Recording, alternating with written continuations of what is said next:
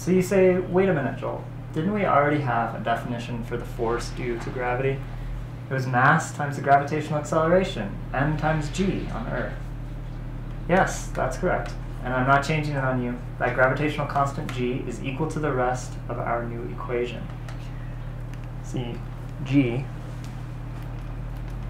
is equal to this new capital G gravitational constant times the mass of Earth divided by the radius of the Earth squared.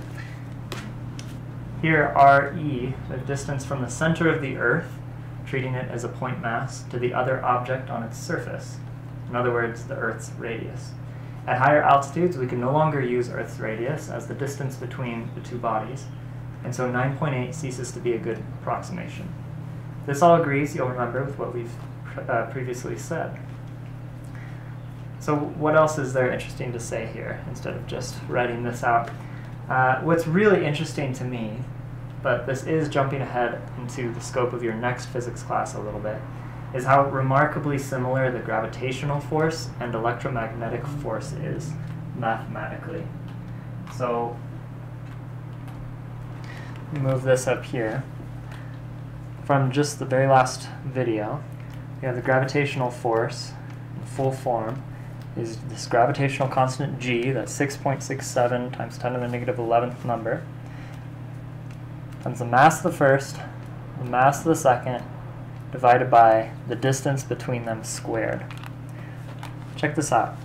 The electromagnetic force, which you'll cover next class, is some constant k, Coulomb's constant, times the charge of the first, charge of the second, divided by the distance between them squared. This is the force that attracts or repels two charged objects. Isn't that remarkable? How similar those are. Physicists have been unsuccessful in unifying gravity with electromagnetic theory completely, yet here these two equations exist. They stare us in the face and scream that these two phenomena are really just two versions of the same thing.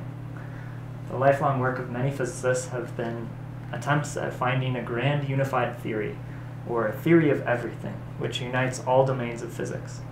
No such theory has been found, yet there have been some minor successes depending upon who you talk to and how many spatial dimensions you're willing to accept the existence of. Either way, hopefully now you're sufficiently inspired for your next Physics 2 course on electromagnetism. It's actually my favorite branch of physics personally, so I think you'll love it.